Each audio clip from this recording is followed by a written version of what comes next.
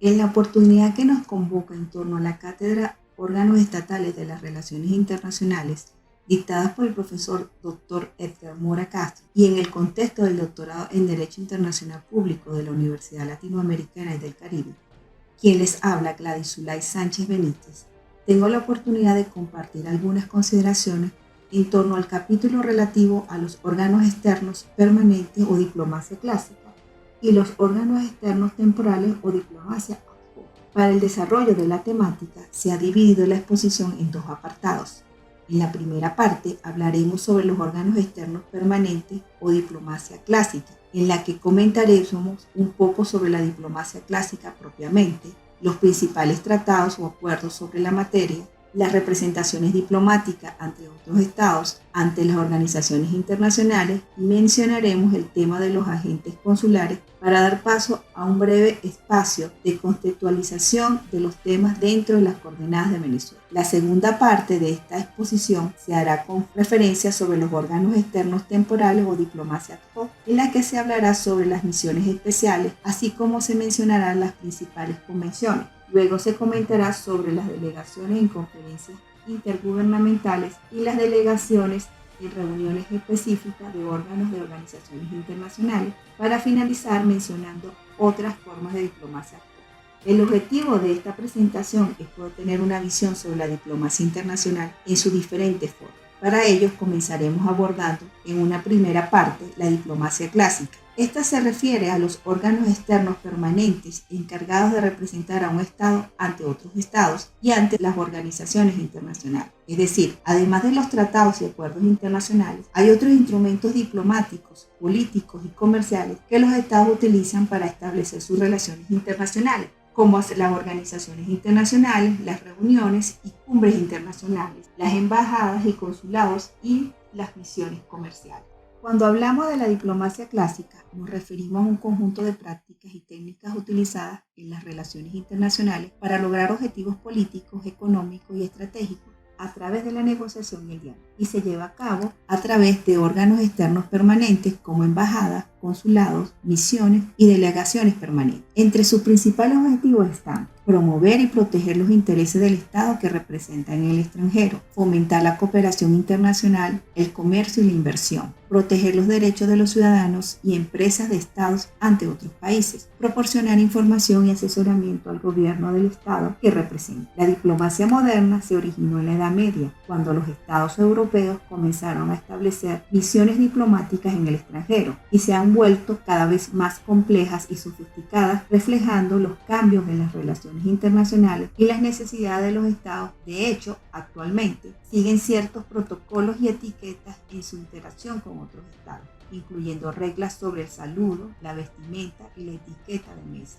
Algunos funcionarios incluso gozan de inmunidad diplomática, lo que les otorga ciertos privilegios y protecciones legales mientras realizan su trabajo en el extranjero. Aunque en los últimos tiempos han habido una creciente importancia para la diplomacia digital y en otros medios no tradicionales de comunicación internacional, la diplomacia clásica sigue siendo la forma más efectiva de manejar las complejas relaciones internacionales, y en especial para construir coaliciones internacionales duraderas, porque proporciona un canal de comunicación directo y personal entre los funcionarios de los estados, facilitando la resolución de conflictos y promoción de la cooperación. La comunidad internacional ha acordado varios documentos para regular la materia de la diplomacia. Estos documentos son importantes para establecer las normas y prácticas aceptadas por los estados y organizaciones.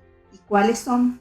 Entre los principales tratados y acuerdos están la Convención de Viena sobre Relaciones Diplomáticas de 1961, que establece las normas que rigen las relaciones diplomáticas entre los estados, incluyendo los derechos y deberes de los estados y de los diplomáticos acreditados. La Convención de Viena sobre Relaciones Consulares de 1963, que establece las normas que rigen las relaciones consulares entre los estados, incluyendo los derechos y deberes de los estados y de los cónsules acreditados. La Convención de Viena sobre Derechos de los Tratados de 1969, que establece las normas que rigen la celebración, la entrada en vigor, la aplicación y la interpretación y la terminación de los tratados entre los estados. La Convención de Viena sobre los Derechos de los Tratados entre Estados y las organizaciones internacionales o entre las organizaciones internacionales de 1986, que establece las normas que rigen la celebración, la entrada en vigor, la aplicación, la interpretación y la terminación de los tratados entre los estados y las organizaciones internacionales o entre las organizaciones internacionales. Estos tratados y acuerdos no solo son importantes para establecer las normas y las prácticas aceptadas por la comunidad internacional, sino que además ayudan a evitar conflictos entre los estados y, por el contrario, promueven la cooperación y la comprensión mutua, estableciendo un marco legal para la diplomacia y los acuerdos internacionales. El objetivo de las representaciones diplomáticas es establecer y mantener relaciones diplomáticas entre los estados, es decir, el embajador es quien actúa como el canal de comunicación entre los estados y es quien protege los intereses del estado que representa. Las principales funciones de una misión diplomática están establecidas por la Convención de Viena de 1961 y pueden dividirse en dos grandes grupos, las funciones normales y las funciones excepcionales. Cuando se habla de funciones normales, se hace referencia a la protección de los intereses del Estado acreditado, el fomento de relaciones amistosas y el desarrollo de relaciones económicas, culturales y científicas. Por otro lado, cuando se hace mención de las funciones excepcionales, estas se ejercen cuando un Estado acepta la promoción y representación de intereses del Estado de terceros. Por otro lado, cuando se hace mención de las funciones excepcionales, estas se ejercen cuando el Estado acepta la protección o representación de intereses de Estados de terceros. La misma Convención de Viena de 1961 hace una clasificación de los agentes diplomáticos y los divide en tres categorías. Primero, los embajadores o nuncios acreditados ante los jefes de Estados y otros jefes de misiones de rango equivalente. Segundo, están los enviados ministros o internuncios acreditados ante los jefes de Estado. Y finalmente, en tercero, están los encargados de negocios acreditados ante los ministros de Relaciones Exteriores. Es importante establecer que el inicio de las relaciones diplomáticas y el envío de misiones diplomáticas permanentes se da mediante el consentimiento mutuo entre los estados. Por otro lado, la ruptura de relaciones diplomáticas se entiende como un acto discrecional que se hace un estado mediante la acción de una decisión unilateral de cerrar la misión diplomática, lo que conlleva a imponer la misma decisión al otro estado en virtud del cumplimiento del principio de reciprocidad. No obstante, se puede considerar que esta es una medida extrema en cuanto que en situaciones de crisis se puede buscar primero soluciones intermedias, como llamar a consulta al embajador o reducir el personal de la misión. La noticia que pongo en pantalla del pasado 18 de abril de 2023 es un ejemplo de esto.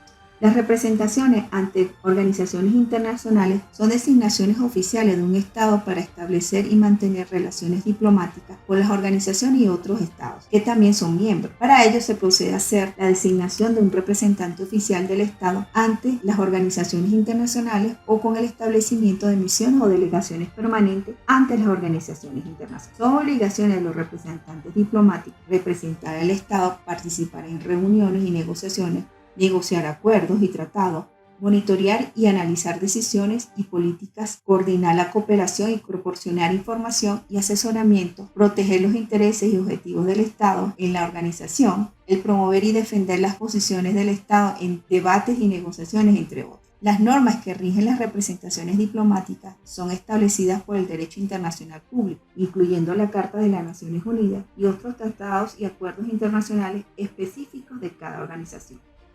La participación en organizaciones internacionales ofrece a los estados la oportunidad de expresar preocupaciones, abogar por soluciones que reflejen intereses nacionales y establecer contactos y relaciones con otros estados y organizaciones internacionales. La Convención de Viena sobre Relaciones Consulares regula las funciones y estatutos de los agentes consulares. Son funcionarios encargados de proteger tanto los intereses del estado que los envía como los intereses de sus nacionales en el Estado receptor, y se clasifica en cónsules generales, cónsules y vicecónsules, y pueden tratarse de funcionarios consulares de carrera o funcionarios que trabajan ad honorem. La Convención de Viena sobre Relaciones Consulares recoge las funciones, deberes y derechos de los agentes consulares, incluyendo privilegios y inmunidades. Ellos son los responsables de actuar como mediadores, prestar asistencia a los ciudadanos de su país en caso de detenciones, accidentes o emergencias médicas, expedir visados y otros documentos de viaje, promover y facilitar el comercio entre los estados y recopilar y transmitir información relevante sobre el estado receptor a sus gobiernos, entre otros. Los agentes consulares son nombrados por el Estado que los envía, pero para el ejercicio de sus funciones deben ser aceptados por el Estado receptor. Luego de ello, los estados deben permitir que los agentes consulares cumplan sus funciones en su territorio. En este sentido, los agentes consulares desempeñan un papel importante en las relaciones internacionales, en la protección de los ciudadanos de su país en el Estado y en el extranjero. Entre las principales leyes que regulan la materia de las representaciones diplomáticas ante otros estados y organizaciones internacionales en Venezuela está la Ley de Inmunidad y Privilegios Diplomáticos, que establece las normas que rigen la inmunidad y los privilegios de los agentes diplomáticos y consulares acreditados en Venezuela. Por otro lado, está la Ley Orgánica del Servicio Exterior, que establece las normas y principios que rigen el servicio exterior en Venezuela. En su artículo 7 establece dos categorías: el personal diplomático y consular y el personal técnico-administrativo y de servicio. Por otra parte, hay 4 categorías de misiones diplomáticas. La misión diplomática de mayor nivel corresponde a las embajadas en los países con los que se mantienen relaciones diplomáticas plenas y permanentes. Están también las misiones permanentes ante las organizaciones internacionales, referidas a la representación de alto rango en representación del Estado en las organizaciones internacionales. Luego están los consulados generales, que son las representaciones encargadas de proteger y asistir a los ciudadanos venezolanos en el exterior y fomentar las relaciones comerciales, económicas y culturales. Y finalmente los consulados, que constituyen la representación diplomática de menor rango para brindar asistencia consular a los ciudadanos venezolanos. La Constitución de la República Bolivariana de Venezuela de 1999 establece las disposiciones sobre las representaciones diplomáticas y la política exterior de Venezuela, siendo las relevantes los artículos 13, el 21, numeral 3, el artículo 187, numeral 14, el artículo 236, numeral 15 y el artículo 266, numeral 3. Finalizando este primer momento sobre la diplomacia clásica, pasamos ahora a la segunda parte de esta presentación, en la que se estudiará la diplomacia ad hoc, haciendo referencia a las misiones especiales y delegaciones temporales creadas para tratar un asunto específico y en donde se examina sus alcances, haciendo mención a la principal convención que regula esta materia. Los órganos externos temporales o diplomacia ad hoc son una forma no permanente de representación diplomática que se utiliza en el derecho internacional público para cumplir una tarea específica o llevar a cabo una negociación particular en un plazo determinado. A diferencia de las misiones diplomáticas permanentes, estos órganos tienen un carácter transitorio y están destinados a resolver una cuestión particular o a llevar a cabo una tarea específica. Su papel principal es actuar como intermediarios y facilitadores en la negociación y resolución de conflictos internacionales, teniendo una naturaleza intergubernamental. Una vez que se logra sus objetivos, se disuelve. La Comisión de Derecho Internacional de las Naciones Unidas ha identificado 3 categorías dentro de la diplomacia ad hoc: de delegados en conferencias internacionales, enviados itinerantes y misiones especiales. Las misiones especiales son establecidas por diferentes entidades como el Consejo de Seguridad y la Asamblea General de la ONU, organizaciones regionales y subregionales, y pueden ser de naturaleza militar, civil o mixta, y su alcance y mandato varían dependiendo de las circunstancias específicas de cada caso. Las misiones especiales se pueden clasificar según su función. Tenemos por un lado las misiones de buenos oficios, que se establecen para mediar en conflictos y encontrar una solución pacífica, como la misión de la ONU en Indonesia en 1947. La misión de investigación, que se utiliza para indagar hechos o situaciones específicas, son implicaciones para la paz y seguridad internacional, como la misión de la ONU para Siria en 2011-2012, que investigó las violaciones de los derechos humanos en el inicio del conflicto armado. Por otro lado, las misiones de observación se establecen para supervisar procesos políticos o acuerdos, como la misión de observación de la ONU en Angola de 1991 y 1995, que supervisó el proceso de paz entre el gobierno y la UNIT. Por último, las misiones de asistencia técnica se establecen para proporcionar capacitación y apoyo a un Estado en un área específica, como la misión de asistencia de la ONU en Afganistán del 2002 al 2021, que ayudó a construir instituciones democráticas y desarrollar capacidades en seguridad, justicia y administración pública. Las relaciones internacionales son cada vez más técnicas, generando nuevas formas de diplomacia como las ad hoc. En todo caso, las misiones especiales están para resolver situaciones específicas y su papel principal es actuar como intermediarios y facilitadores en las negociaciones y resoluciones de conflictos internacionales. La Convención sobre las Misiones Especiales es el principal instrumento que establece el régimen jurídico internacional de las misiones temporales enviadas por un Estado para realizar una tarea específica en el territorio de otro Estado sin perjudicar las relaciones diplomáticas normales. Los estados que son parte de la Convención tienen la obligación de respetar y proteger el estatus, privilegios e inmunidades de las misiones especiales, así como de garantizar su seguridad y libertad de movimiento. Los privilegios e inmunidades mutatis mutandis que se le otorga a los representantes diplomáticos de las misiones especiales son similares a los otorgados a las misiones diplomáticas permanentes, pero se adaptan a las circunstancias específicas de las misiones especiales. Entre estos se incluye la inmunidad de jurisdicción civil y penal, la inviolabilidad de los documentos y la correspondencia de la misión, la excepción de impuestos y aranceles, la libertad de movimiento y la protección de los bienes de la misión. Un ejemplo de una misión especial con privilegio o inmunidad mutatis mutandis es la misión de observación electoral de la Organización de los Estados Americanos, que tiene una inmunidad de jurisdicción penal, una inviolabilidad de sus archivos y documentos y libertad de movimiento en el país. Las delegaciones en conferencias intergubernamentales representan a los Estados miembros o a las organizaciones internacionales en reuniones y conferencias internacionales. Su objetivo es discutir y negociar sobre temas de interés común con el fin de lograr acuerdos y compromisos. Las delegaciones en conferencias intergubernamentales discuten y negocian acuerdos y compromisos sobre temas como la paz y la seguridad, los derechos humanos, el cambio climático y comercio, entre otros, con el fin de lograr soluciones para problemas globales y temas de interés común. Las delegaciones están compuestas por expertos y diplomáticos que representan los intereses y posiciones de sus países u organizaciones, pero también pueden estar formadas por jefes de Estado o de gobierno, ministros, embajadores, funcionarios gubernamentales, expertos técnicos y representantes de la sociedad civil. Las delegaciones en conferencias intergubernamentales tienen derechos y obligaciones específicas en virtud del derecho internacional público, como el de participar en las deliberaciones y negociaciones, a presentar propuestas y enmiendas y el deber de cumplir con los acuerdos y compromisos alcanzados. Un ejemplo es la participación de los Estados miembros en la conferencia de las partes de la Convención Marco de las Naciones Unidas sobre el Cambio Climático, en donde las delegaciones negocian y acuerdan medidas para abordar el cambio climático y mitigar sus efectos en todo el mundo. Las delegaciones en reuniones específicas de órganos y organizaciones internacionales están compuestas por expertos y diplomáticos que representan los intereses y posiciones de sus países u organizaciones en relación con el tema específico de la reunión. Tienen como objetivo discutir y tomar decisiones sobre cuestiones específicas dentro del ámbito de competencia del órgano en cuestión. Dentro de los derechos y obligaciones está el derecho a participar en las deliberaciones y negociaciones, el derecho a presentar propuestas y enmiendas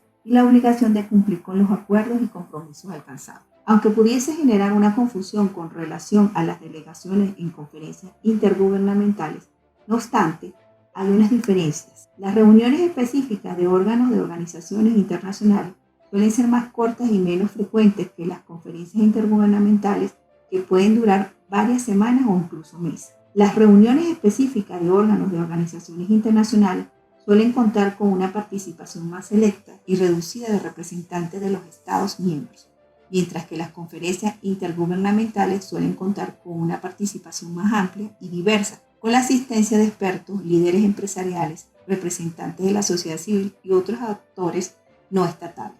Las reuniones específicas de órganos de organizaciones internacionales suelen centrarse en temas específicos relacionados con el mandato del órgano correspondiente, mientras que las conferencias intergubernamentales abordan temas más amplios y complejos que requieren una cooperación intergubernamental a gran escala. Las reuniones específicas de órganos de organizaciones internacionales suelen tener como objetivo la adopción de decisiones y la elaboración de recomendaciones, mientras que las conferencias intergubernamentales a menudo buscan alcanzar acuerdos más amplios y vinculantes, como tratados o convenios. Las reuniones específicas de órganos de organizaciones internacionales suelen tener un protocolo y ceremonia menos formal que las conferencias intergubernamentales, que pueden incluir ceremonias de apertura y clausura, discursos formales y otros actos solemnes. Una manera concreta de ver un ejemplo es el Consejo de Seguridad de la ONU, una instancia que discute y toma decisiones sobre cuestiones de paz y seguridad internacional. Tiene 15 miembros y cada miembro tiene un voto. De acuerdo con la Carta, todos los miembros de la ONU conviene aceptar y cumplir las decisiones del Consejo de Seguridad y es el único órgano de la ONU cuyas decisiones los Estados miembros, conforme a la Carta, están obligados a cumplir. Existen otras formas de diplomacia ad hoc en el contexto del derecho internacional público, referido a la utilización de medios informales o no convencionales para establecer relaciones y negociar acuerdos internacionales. Entre ellas tenemos la diplomacia parlamentaria, enfocada en la interacción directa entre parlamentarios de diferentes países y que tiene por objeto construir puentes entre las naciones, fomentar la cooperación internacional, discutir temas políticos, económicos o sociales de interés común, establecer contactos informales, visitas oficiales, reuniones bilaterales o multilaterales. La diplomacia económica se centra en el uso de medios económicos, comerciales, para fomentar relaciones internacionales y negociar acuerdos internacionales. Para lograr esto, se promueve la exportación e inversión, se abren nuevos mercados, se eliminan barreras comerciales, facilitando la transferencia de tecnología. Los tratados de libre comercio, acuerdos de inversión, convenios fiscales y programas de ayuda económica son algunos de los instrumentos utilizados en la diplomacia económica. La diplomacia cultural, por otro lado, utiliza la cultura, el arte, la educación y el deporte para fomentar relaciones internacionales y mejorar la comprensión en los pueblos. Se centra en la promoción de la diversidad cultural, la cooperación en la educación y la formación, así como en la promoción del turismo. Para lograr esto, se utilizan programas de intercambio cultural, festivales culturales, exposición de arte y actividades deportivas. La diplomacia ciudadana se basa en las organizaciones no gubernamentales y de la sociedad civil y tiene como objetivo establecer relaciones y negociar acuerdos internacionales. Se centra en la promoción de la participación ciudadana, la defensa de los derechos humanos, la protección del medio ambiente y la lucha contra la corrupción. Para lograr esto, se crean redes de ONG, se organizan campañas de concienciación, se participan en foros internacionales y se moviliza a la sociedad. La diplomacia es una herramienta crucial para establecer relaciones internacionales sólidas y duraderas. Cada tipo de diplomacia tiene objetivos y enfoques diferentes, pero todos tienen como objetivo mejorar las relaciones entre los países y promover la cooperación internacional. De esta manera y mediante la presentación de la principal bibliografía, vamos finalizando esta presentación, en la que hemos hecho un recorrido por diferentes aspectos y alcances, tanto de la diplomacia clásica como la de la diplomacia. Para finalizar, voy a citar a Kofi Annan, el secretario general de las Naciones Unidas. Dijo en un discurso en el año 2000, en la conferencia de la ONU sobre desarme en Nueva York, que la diplomacia es la única forma efectiva de evitar la guerra y promover la paz y la cooperación internacional. Annan abogaba por la necesidad de utilizar la diplomacia y el diálogo para resolver conflictos internacionales y evitar la violencia y la guerra. Aunque la cita es ampliamente divulgada en el ámbito de la diplomacia y en los asuntos internacionales como una afirmación de la importancia de la diplomacia como herramienta para promover la paz y la cooperación entre los países, también se hace valedera para nuestro día a día. Les agradezco el haberme acompañado hasta el final. Mi gratitud para ustedes.